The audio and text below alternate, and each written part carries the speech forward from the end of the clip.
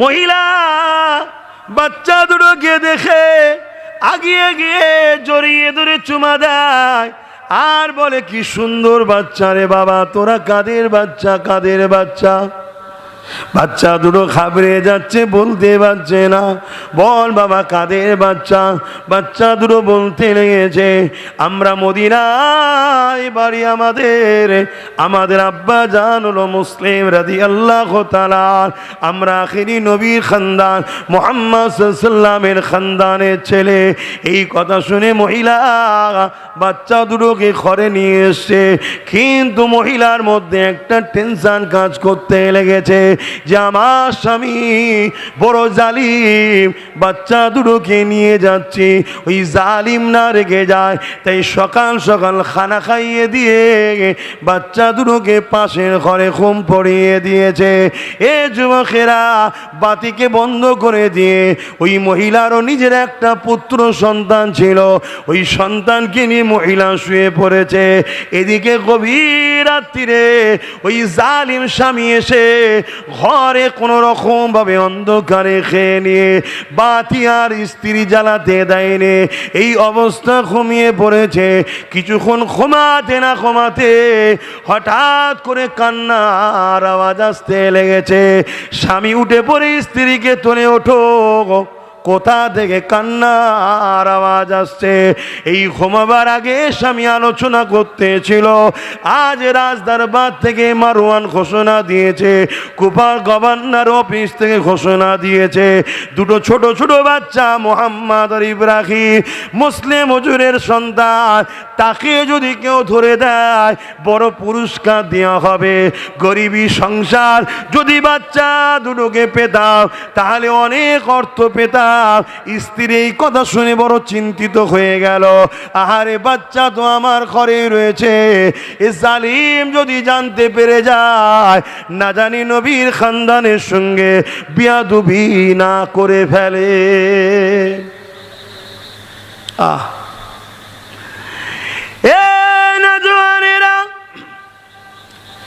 স্ত্রীকে যখন স্বামী তুলতে লেগে, ছোট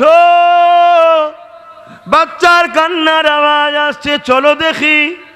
স্ত্রী বুঝাতে লেগেছে, আরে কোথায় কার বাড়ির বাচ্চারা? স্ত্রী কাঁদছে, তুমি এত কেন পেরেশান হচ্ছ, ঘুমাও ঘুমাও। কিন্তু শয়তান শুনল না, নিজে উঠে অন্যরকম ভাবে বাতি জ্বালিয়েছে, মশলা দিয়া বাতি জ্বালিয়ে কান্না কোথা থেকে আসছে খেয়াল করতে করতে পাশের কামরা যখন দরজা খুলেছে, বাচ্চা দুটো আলোয় পুরো ঘর আলোকিত হয়ে রয়েছে। এ যুবকেরা, ওই বাচ্চা দুটোকে দেখে এই জালিমা গিয়ে গিয়ে বলে, কারা গো তোমরা, এখানে কি করে এলে, কে তোমরা? পরিচয় নিতে লাগলো। ওই বাচ্চা দুটো বলতে লেগেছে, আমরা হলাম নবীর খানদান, ইমাম মুসলিম আমাদের আব্বা জান। ওই শয়তান মালাউন বেঈমান জাহান্নামের কুকুর তখন বলে, কত জায়গায় তোমাদেরকে খুঁজলাম, কত খালবি, কত খাজুর বাগান, কত জায়গা খুঁজলাম, আর তোমরা আমার ঘরে বসে রয়েছ। চলো চলো, খুব ভালো হয়েছে, সকাল হয়ে গেলে রাজ দরবারে তোমাকে নিয়ে যাব, অনেক পুরস্কার পাবো, অনেক অর্থ পেয়ে যাব। এ যুবকেরা, সকাল হয়ে গেল, বেঈমান আর ঘুমালো না। স্ত্রী বুঝাতে লেগেছে, আহারে যেই মুখে কলেমা পড়ো সেই মুখে নবীর খানদানের সঙ্গে বিয়াদবি করো না।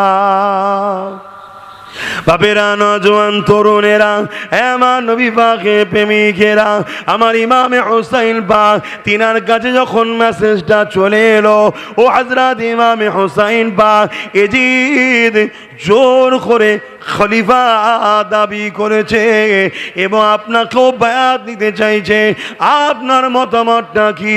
আল্লাহ নবীর নামাজা ইমামে হুসাইন বলেছিলেন, শোনো আমার ভাই, 20টা বছর ধরে ইমাম মাবিয়া হুজুর রাজত্ব চালিয়েছে, মানুষ আমাদেরকে চেয়েছিল, আমার ভাই ইমামে হাসানকে চেয়েছিল। আমার ভাইয়ের যদি রাজত্বের লোভ থাকতো তাহলে তখনই তো লড়াই হয়ে যেত।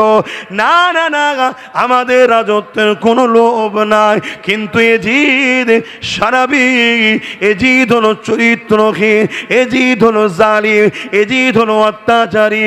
আমি হুসাইন কি করে একটা জালিমের হাতে হাত দিই, কি করে একটা জালিমকে সাপোর্ট করি, কি করে একটা জালিমের কাছে বায়াত নিই।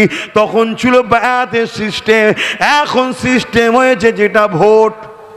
হযরতে ইমামে হুসাইন বলেছিলেন জালিমের সাথ দেওয়া যাবে না, জালিমকে কোনোভাবে তাড়াতে বায়াত হওয়া যাবে না। আমি হুসাইন কি করে হই?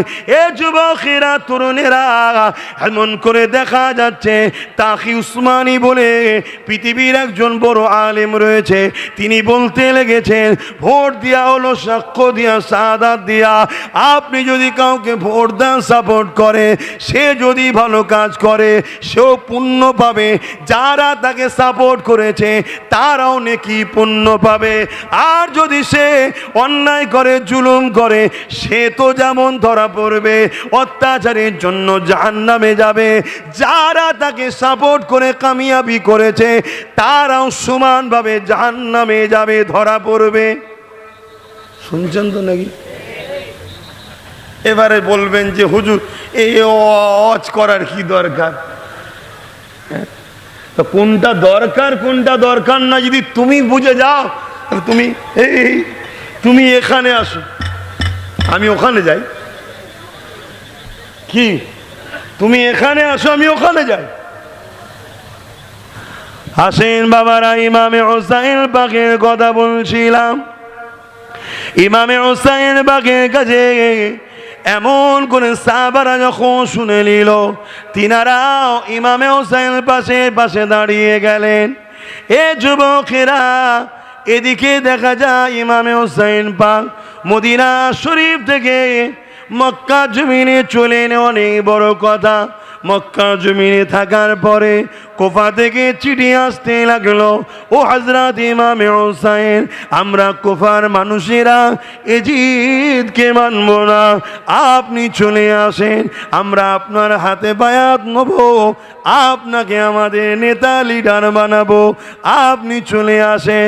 ইমামে হুসাইন পাক সাহাবাদেরকে বলতে লাগলে, দেখো সাহাবারা, কুফার মানুষেরা অন্যায়ের পক্ষে যেতে চায় না, তারা ন্যায়ের পক্ষে থাকতে চায়, তারা আমার মাশওয়ারা নিতে চায়, আমার পরামর্শ তারা নিতে চায়।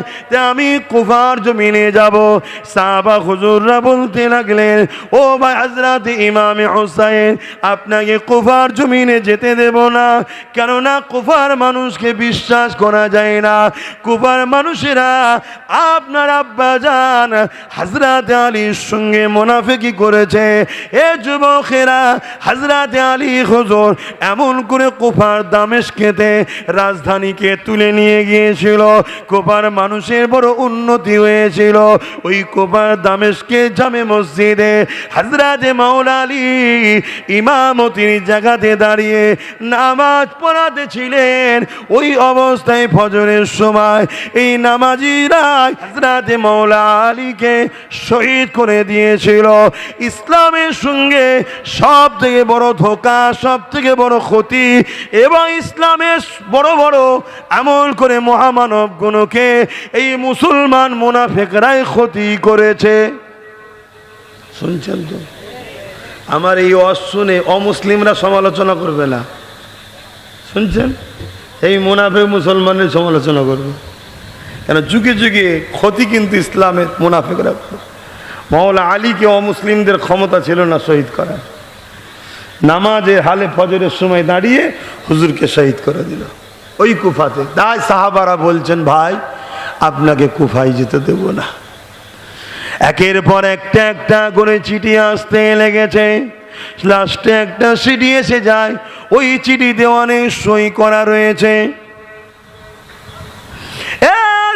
ইমামে হুসাইন, আপনি আসেন, আমরা কুফার মানুষ আপনাকে মেনে নিতে চাই, আপনার কাছ থেকে পরামর্শ নিতে চাই। আপনি আসুন কুফার জমিনে, আর যদি না আসেন কিয়ামতের দিনে নানা জানের কাছে আপনার বিরুদ্ধে নালিশ জানাবো।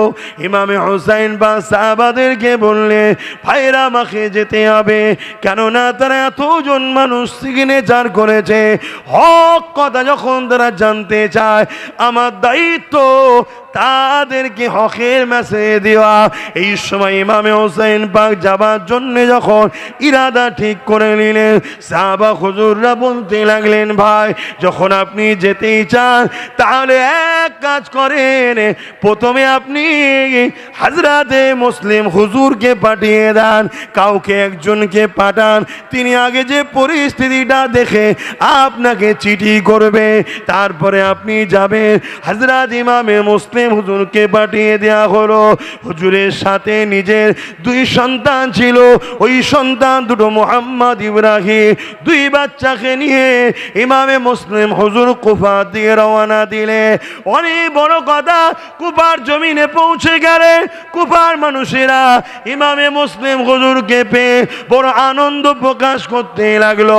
ইমামে মুসলিম হুজুরের হাতে 40,000 কুফাবাসী বায়াত হয়ে যায়। 40,000। এই আনন্দ, এই অ্যাকসেপ্ট, এই ভালোবাসা দেখে ইমাম মুসলিম হুজুর চিঠি লিখছে, ভাই এখানের পরিস্থিতি ভালো, মানুষ সত্যিই আপনাকে চাইছে, মানুষ সত্যিই আপনাকে চাইছে। তো ইমামে হোসাইন হুজুরের পক্ষ থেকে মুসলিম হুজুর বায়াত নিলেন। চিঠি চলে এলো, চিঠি রওনা হলো, এদিকে পজিশন আলাদা হয়ে গেল। নোমান বিন বাসির বলে তখন কুফার গভর্নর ছিল, তিনি বড় নরম দিলের লোক ছিল, তিনি আহলে রসুলের সঙ্গে বিরোধী করতে চাইনি। তাই নোমান বিন বাসিরকে চেঞ্জ করে মারওয়ান নামক এক জালিম জাহান্নামের কুকুরকে এজিদ কুফার গভর্নর করে দিল। সে অনেক এসে অত্যাচার শুরু করলো, এমনকি ইমাম মুসলিম হুজুরকে যারা ধরে দেবে তাদের জন্য পুরস্কার করে দিল, এত অর্থ দেওয়া হবে। যারাই কলমা পড়ে বায়াত হয়েছিল তাদের মধ্যে অনেকে, সবাই নাই, অনেকে ইমাম মুসলিম হুজুরকে খুঁজে বেড়াচ্ছে পয়সা নেবে বলে। শুনছেন মুসলমান তো নাকি? তো এই ওয়াজটা, এই ইতিহাসটা আমরা পড়িছি না পড়িনি? বলবেন তো?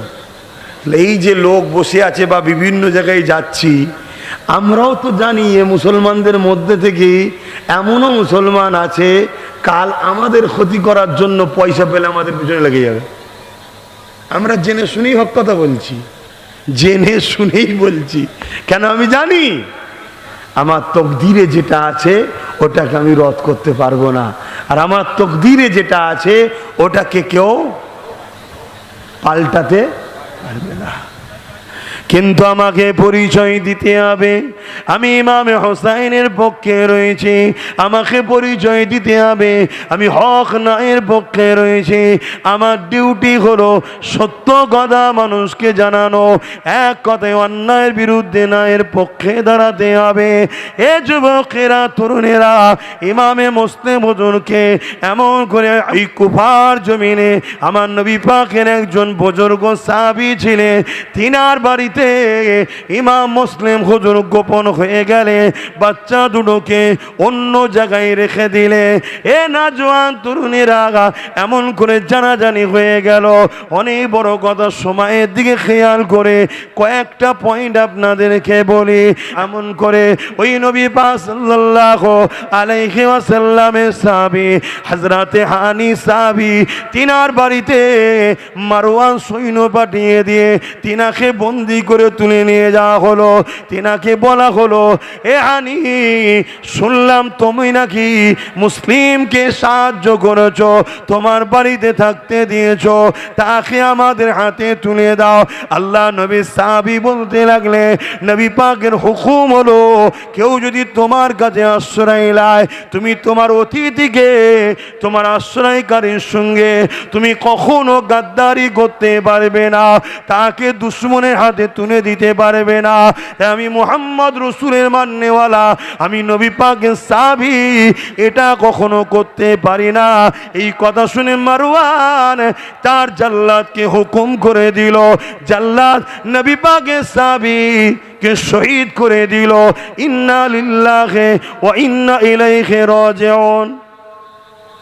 কিভাবে অত্যাচার করেছে দেখুন।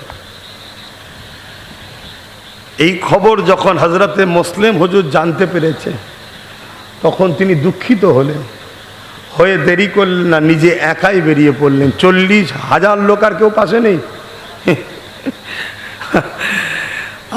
আল্লাহ, একাই বেরিয়ে পড়লেন। এই ইতিহাস আমরা পড়েছি ভাই, শুনছেন।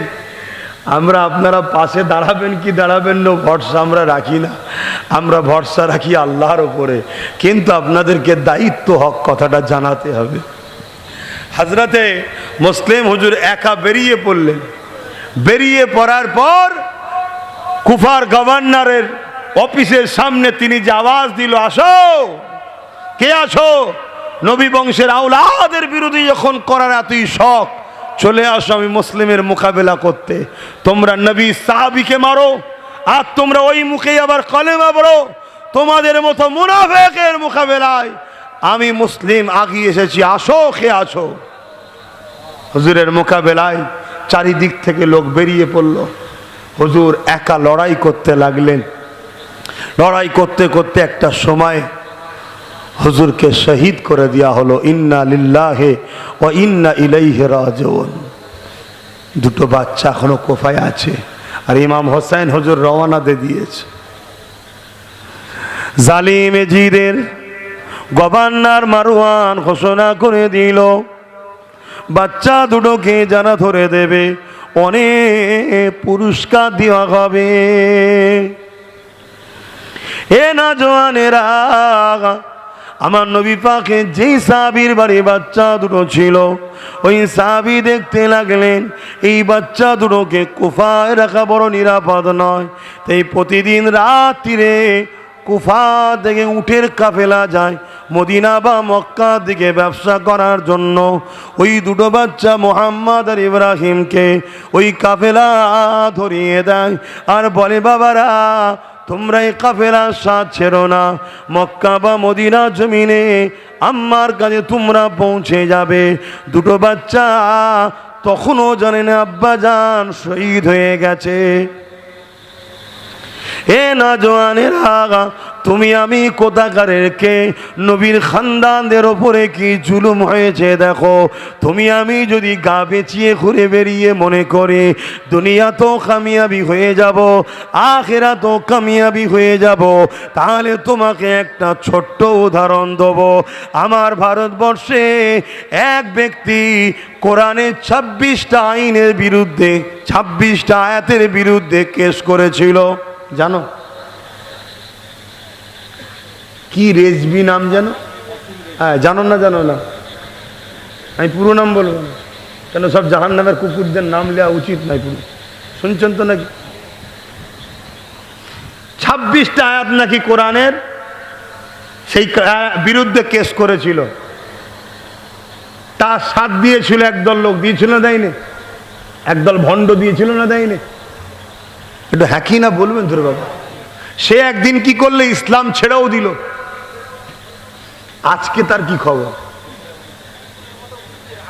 বলুন বলুন। বাপেরা, নজওয়ান তরুণেরা, ইমামে মুসলিম হুজুর শহীদ হয়ে গেছে, বাচ্চা দুটো জানে না। আর এমন করে ওই উটের কাফেলার পিছনে যেতে যেতে রাতের অন্ধকারে ছোট ছোট বাচ্চা কতটা জোরে জোরে হাঁটতে পারে বলুন। এ নজওয়ানে অন্ধকারে কাফেলা কোথায় গায়েব হয়ে যায়, আর রাস্তা চিনতে পারে না। আর এমন করে খুঁজতে খুঁজতে সারা রাত জেগে জেগে যখন ফজর হয়ে যায়, ওই দুই বাচ্চা দেখে আবার কুফার জমিনে পৌঁছে গেছে। কারো যদি কোনো জায়গায় আল্লাহ মৃত্যু রাখে, সেই জায়গা থেকে পালিয়ে কেউ যেতে পারবে না। আমার যদি তোমার গ্রামে মরদ থাকে, তোমরা সবাই মিলেও চেষ্টা করে আমায় বাঁচাতে, এটা বিশ্বাস করো, এটার নাম ঈমান। তরুণেরা, হযরতে মুহাম্মদ ইব্রাহিম দুই ছোট ছোট ভাই এমন করে আবার পরের দিন ওই সাহাবী আবার ওই উটের কাফেলাকে ধরিয়ে দেয়। আবার সেই একই অবস্থা, রাত্রির অন্ধকারে ওই কাফেলা হারিয়ে যায়। সকাল যখন হয় দেখে কুফাতে 3 দিনের দিনে বাচ্চা দুটো একটা খেজুরের বাগানের মধ্যে দুই ভাই বসে রয়েছে। আর এমন করে একটা মহিলা কুয়া থেকে পানি আনতে গেছে। দুটো বাচ্চাকে দেখে অবাক হয়ে যাচ্ছে, যারা যেন আকাশের চাঁদ দুটো বসে রয়েছে, শরীর থেকে এত নূর চমকাতে লেগেছে। মুসলমান হোক আর অমুসলিম হোক, যেই হোক, বাচ্চা সবার কাছে প্রিয়, ঠিক তো নাকি? আর এটা নবীর ঘরের বাচ্চা, তাদের শরীর থেকে লাইট জ্যোতি বাইর হয়। এই যে লাইট দেখছেন না, এটাকে আরবিতে নূর বলে, ফকাস বাইর হচ্ছে। তরুণেরা, মহিলা বাচ্চা দুটোকে দেখে আগিয়ে গিয়ে জড়িয়ে ধরে চুমা দেয় আর বলে, কি সুন্দর বাচ্চা রে বাবা, তোরা কাদের বাচ্চা, কাদের বাচ্চা? বাচ্চা দুটো ঘাবড়ে যাচ্ছে, বলতে পারছে না। বল বাবা, কাদের বাচ্চা? বাচ্চা দুটো বলতে লেগেছে, আমরা মদিনায় বাড়ি, আমাদের আব্বা জান হলো মুসলিম রাদিয়াল্লাহু তাআলা, আমরা আখিরি নবীর খানদান মুহাম্মদ সাল্লাল্লাহু আলাইহি ওয়াসাল্লামের খানদানের ছেলে। এই কথা শুনে মহিলা বাচ্চা দুটোকে ঘরে নিয়ে এসছে। কিন্তু মহিলার মধ্যে একটা টেনশন কাজ করতে লেগেছে যে আমার স্বামী বড় জালিম, বাচ্চা দুটোকে নিয়ে যাচ্ছি, ওই জালিম না রেগে যায়। তাই সকাল সকাল খানা খাইয়ে দিয়ে বাচ্চা দুটোকে পাশের ঘরে ঘুম পড়িয়ে দিয়েছে। এ যুবকেরা, বাতিকে বন্ধ করে দিয়ে, ওই মহিলারও নিজের একটা পুত্র সন্তান ছিল, ওই সন্তানকে নিয়ে মহিলা শুয়ে পড়েছে। এদিকে গভীর রাত্রিরে ওই জালিম স্বামী এসে ঘরে কোনো রকম ভাবে অন্ধকারে খেয়ে নিয়ে বাতি আর স্ত্রী জ্বালাতে দেয়নি। এই অবস্থা ঘুমিয়ে পড়েছে। কিছুক্ষণ ঘুমাতে না ঘুমাতে হঠাৎ করে কান্নার আওয়াজ আসতে লেগেছে। স্বামী উঠে পড়ে স্ত্রীকে তুলে, ওঠো, কোথা থেকে কান্নার আওয়াজ আসছে? এই ঘুমাবার আগে স্বামী আলোচনা করতেছিল, আজ রাজদরবার থেকে মারওয়ান ঘোষণা দিয়েছে, কুফার গভর্নর অফিস থেকে ঘোষণা দিয়েছে, দুটো ছোট ছোট বাচ্চা মুহাম্মদ আর ইব্রাহিম, মুসলিম হুজুরের সন্তান, তাকে যদি কেউ ধরে দেয় বড় পুরস্কার দেওয়া হবে। গরিবী সংসার, যদি বাচ্চা দুটোকে পেতাম তাহলে অনেক অর্থ পেতাম। স্ত্রী এই কথা শুনে বড় চিন্তিত হয়ে গেল। আহারে, বাচ্চা তো আমার ঘরে রয়েছে, এ জালিম যদি জানতে পেরে যায়, না জানি নবীর খানদানের সঙ্গে বিয়াদবি না করে ফেলে।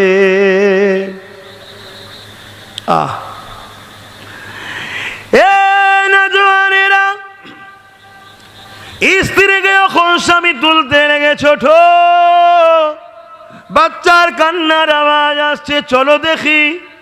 স্ত্রী বুঝাতে লেগেছে, আরে কোথায় কার বাড়ির বাচ্চারা? স্ত্রী কাঁদছে, তুমি এত কেন পেরেশান হচ্ছ? ঘুমাও ঘুমাও।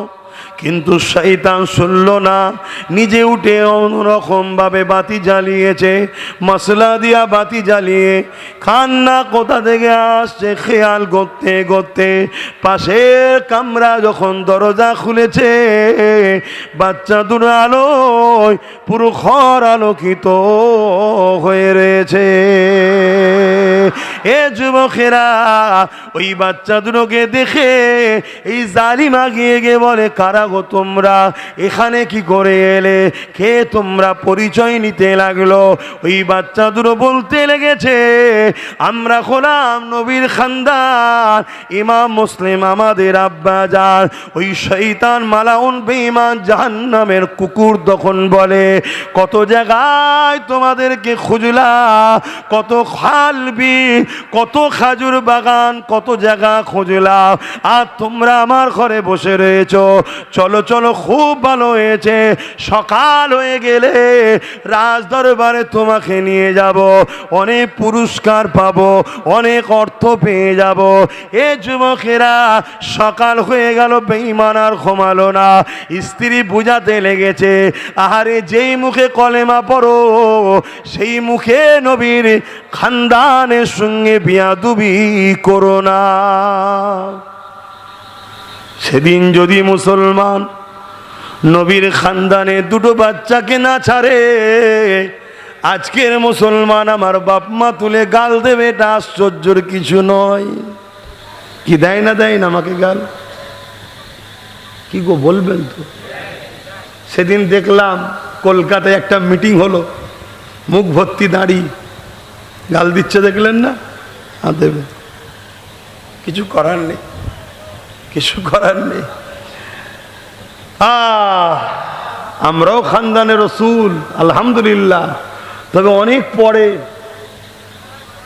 ছোট হুজুর যতটা দাদা হুজুরের আওলাদ, আমরাও দাদা হুজুরের আওলাদ, কিন্তু একটু হলেও জেরক্সে জেরক্সে জেরক্স হচ্ছে, তাই তো নাকি? তাহলে সেই যে ইমাম মুহাম্মদ আর ইব্রাহিম, ওই যে বাচ্চা দুটো খানদানের রসুল, তিনাদের যে মাকাম আর আমাদের মাকাম তো এক নয়। তা তাদের বিরুদ্ধেও যদি মুসলমান লাগে, তাহলে আমাদের বিরুদ্ধে লাগবে না লাগবে না?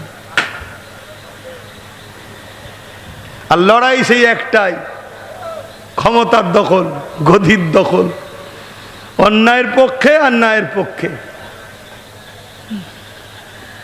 এ নওজওয়ানেরা, এমন করে বাচ্চা দুটো বুঝাতে লেগেছে, আপনি আমাকে এজিদের কাছে মমন করে মারওয়ানের কাছে নিয়ে যাবেন না, মদিনায় আমার আম্মা জানের কাছে নিয়ে যান।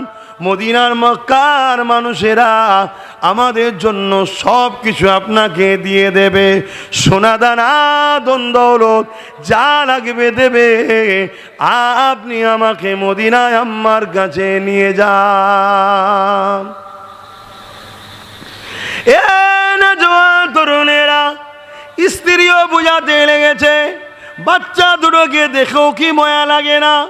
নবীর ওপরে কলেমা পড়ো, সেই নবীর খানদানের বাচ্চা দেখেও কি মায়া লাগে না? যদি ধন দৌলত এতই লাগে, বাচ্চা দুটো বলছে তো দেবে, মদিনায় তাদেরকে নিয়ে যাও। কিন্তু জালিম শুনল না। সকাল হয়ে যাবার পর বাচ্চা দুটোর হাতকে বেঁধে, আহারে নবী খানদানকে বেঁধে সে টেনে টেনে নিয়ে যেতে লেগেছে।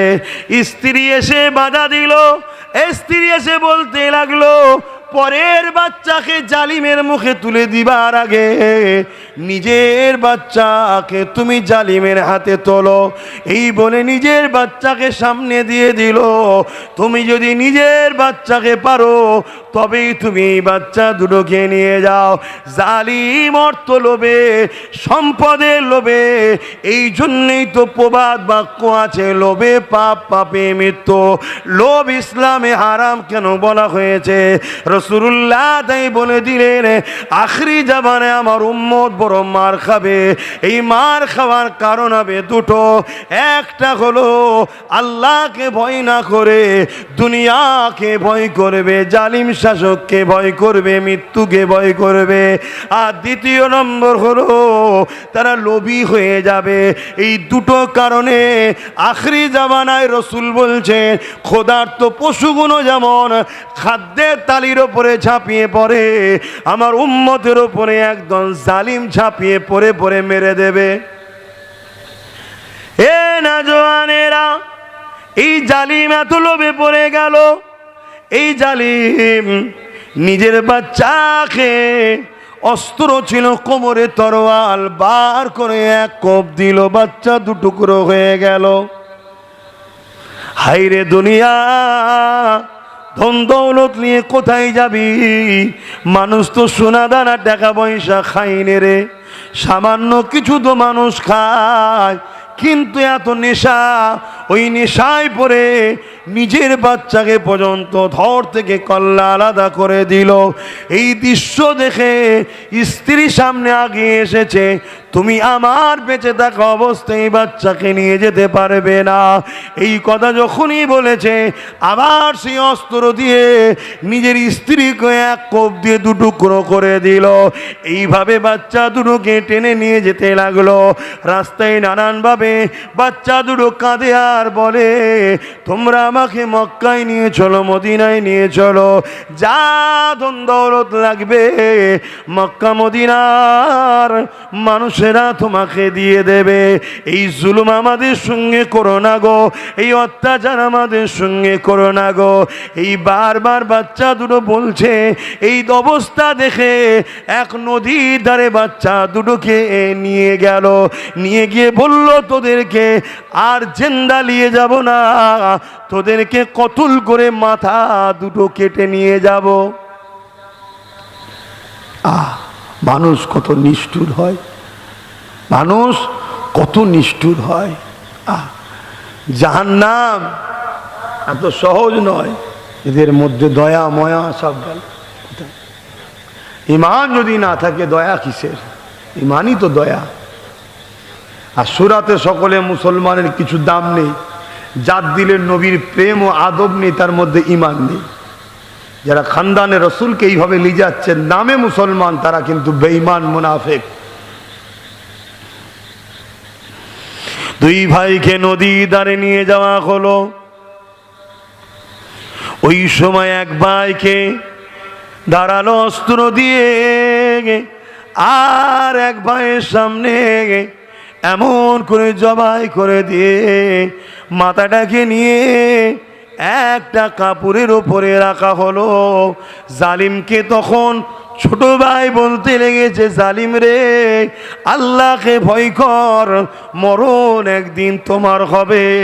এই কথাটা শুনে বলতে লেগেছে, আসো তোমাকেও তোমার ভাইয়ের কাছে পাঠিয়ে দিই। এই বলে আর এক ভাইকে জালিম অস্ত্র দিয়ে তিনারও দেহ থেকে কল্লাকে আলাদা করে দিল। আরে নবী খানদানের ওপরে, এই জমির ওপরে মুসলমান দামিদার মুনাফিকরা কি জুলুম করেছে দেখো।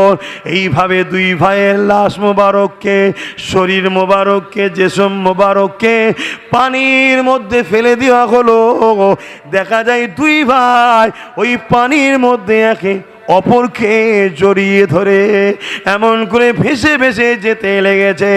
এ যুবকেরা, এই জালিম মালাউন বেঈমান জাহান্নামের কুকুর নবী খানদানের দুটো ছোট ছোট বাচ্চার শের মোবারককে কেটে নিয়ে মারওয়ানের দরবারে চলে গেল। মারওয়ানকে দেখাতে লাগলো, এ মারওয়ান, আমাকে অর্থ দাও, আমি মুহাম্মদ আর ইব্রাহিমের শের মোবারক কেটে এনেছে। এই দৃশ্যটা দেখে মারওয়ানের মতো শয়তান সেও কেঁপে উঠল। কিরে, তোকে তো ধরে আনতে বলেছিলাম, তুই দুটো বাচ্চাকে কিভাবে কতল করলি? তোর মধ্যে কি একটু মায়া না? যে মারওয়ান এত নিষ্ঠুর, তারও দিলটা কেঁদে উঠলো, কেঁপে উঠলো। সেও বলতে লেগেছে, তোর মধ্যে কি কোনো মায়া নাই? ওই দরবারে নবী পাকের খানদানের ভালোবাসার একজন সৈনিক বসেছিল, যে এজিদের নেতৃত্বে জব করত, কাজ করত, চাকরি করত। সে ওই দরবারে বসে বসে কাঁদতেছিল। যখনই মারওয়ান বলতে লাগলো, কেউ কি আছো এই মালাউনের দর থেকে কল্লাটা আলাদা করে দেবে? ওই খানদানের রাসূলের প্রেমিক লাভ মেরে উঠে গিয়ে তাকে ধরে বাইরে বার করে গভর্নর অফিসের সামনে জবাই করে দিয়ে জাহান্নামে পাঠিয়ে দিল। মনে রাখবেন, বেঈমান লোভে পাপ করলো, পাপে জাহান্নামে গেল। দুনিয়া তো লোভ লালসা ধন দৌলত পেল না।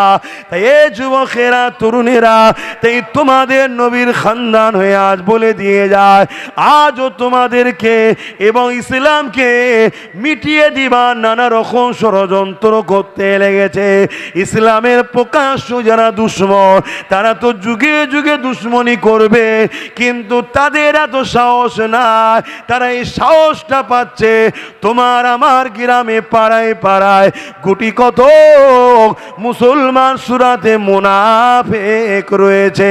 এই মুনাফিকেরা ওই জালিমদের কণ্ঠ নিয়ে, ওই জালিমদের অস্ত্র নিয়ে, ওই জালিমদের প্রশাসনের সহযোগিতা নিয়ে তোমার আমার মতো ইসলাম প্রেমিক মুসলমানকে কন্ট্রোল করছে, জোর করছে, জুলুম করছে। এই তোমার আমার সময় হয়েছে এই জালিম গুলোকে গ্রামে গ্রামে যারা আছে এদের মোকাবিলায় লড়াই করে দ্বীনের স্বার্থে, ইসলামের স্বার্থে, তোমার আমার বাচ্চার ভবিষ্যতের স্বার্থে তোমাকে আমাকে ঐক্য হতে হবে। শুনছো? মুনাফিক সেদিন আজও আছে, আজও আছে। এভাবে ইতিহাস যুগে যুগে ঘটেছে ভাই, অনেক ঘটেছে। হজরত ওসমান গনি হুজুরের সাহেবজাদাকে শহীদ করে দিয়ে কাপুরের মধ্যে জড়িয়েই মুনাফিক মুসলমানরা পাঠিয়ে দিয়েছে। হজরত ওসমান গনিকেও শহীদ করেছে মুনাফিক মুসলমানরা। অতএব প্রকাশ্য দুশ্মন যত শক্তিশালী হোক না কেন, তোমার আমার কিছুই করতে পারবে না যদি ঘরের ভেতরের গাদ্দার মুনাফিক গুলো ওদের সাথ না দেয়। আমার ঘরে গাদ্দার আছে। বিদায় নিবার আগে আমি শয়তান এজিদের কথা একটু বলে যাচ্ছি। আমার ইমাম পাক তো শহীদ হয়েছেন, শহীদের মাকাম তো অনেক বড়, আর আমার ইমাম পাকের মতো শহীদ তো অন্য শহীদও কেউ হয়নি। কিন্তু এজিদের কি হলো? এজিদ তো জিতলো, বাহ্যিক দেখছি, কিন্তু জিতেছে হাকিকত হোসাইন পাক। এজিদের কি হলো? এজিদ মদিনাকে তারপরে বায়াতের জন্য চাপ দিল। ইমাম হোসেন পাক শহীদ হওয়ার পর মদিনাতে 10,000 সৈন্য পাঠিয়েছিল এজিদ। মন দিয়ে শুনবেন, কত? 10,000। মদিনার নবাবী শরীফে 3 দিন খচ্চর, গাধা, ঘোড়াকে বন্দি করে নামাজ, আজান, ইকামত বন্ধ করে দিয়েছিল এজিদ, এবং তার সৈন্যদেরকে মদিনা 3 দিন হালাল করে দিয়েছিল, যা খুশি করো। মদিনার সাহাবা হুজুরদের পরিবার এবং মদিনাবাসীদের মা বেটিদের ইজ্জত আবরু বেহুরমাতি থেকে শুরু করে, কাতলে আম থেকে শুরু করে, নবীর মদিনাতে খচ্চর গাধা বাঁধিয়ে নামাজ বন্ধ করে পিশাব পায়খানা করিয়েছিল এজিদ। শুনছেন তো নাকি? আজ কিছু দাড়ি টুপি আর পড়ে আলেম উলামা সেজে এজিদের দালালি করে এই সমাজে। সোশ্যাল মিডিয়ায় দেখবেন এজিদকে বাঁচাতে চায়। এরা এজিদের অবৈধ সন্তান, এরা জাহান্নামের কুত্তা হবে, এরা এজিদের সাথেই থাকবে। শুনছেন তো নাকি? ওই সময়ে এমন করে মক্কার মানুষেরা আবার এজিদের এই কথা শুনে মদিনার নবাবীকে বেইজ্জতি করছে, এজিদের বিরুদ্ধে বিদ্রোহ ঘোষণা করে। এজিদ তখন সৈন্য পেটিয়ে আবার মক্কার উপরে হামলা করে, আর মক্কার কাবার গিলাফে আগুন ধরিয়ে দেয় এজিদ। শুনছেন? এই যখনই আগুন ধরিয়েছে, সঙ্গে সঙ্গে এজিদের ওখানে কাবার গিলাফ পুড়ছে, এদিকে এজিদের ভেতরে পুরার থেকেও কঠিন জ্বলন শুরু হয়েছে। এটা কয়েকদিনের ঘটনা, বেশি দিন নয়, কয়েকদিন, কারবালার কয়েকদিন পরেই। আর এই জ্বলনের তাপ, এই জ্বলনের মাত্রা প্রতিদিন যাচ্ছে, বেড়েই যাচ্ছে। এজিদ চিৎকার চেঁচামেচি করে। এজিদকে তার সৈন্যরা নানা রকম মদ খাওয়ায়, এক একদিন এক একটা করে নারী দেয়, যাতে করে এই সব নিয়ে এজিদ এই জ্বলনটাকে ভুলতে পারে। কিন্তু কোনোভাবে এজিদের জ্বলন কমছে না। পানির পিপাসা লাগে, কারবালায় আহলে রসুলদের পানি দেয় না, পানি সামনে আসে, যখন পান করে পিপাসার চোটে জ্বলনটা আরো বেড়ে যায়। বলুন সুবহানাল্লাহ, বলুন আল্লাহু আকবার। এই জাহান্নামের কুত্তা কিভাবে মরছে দেখুন।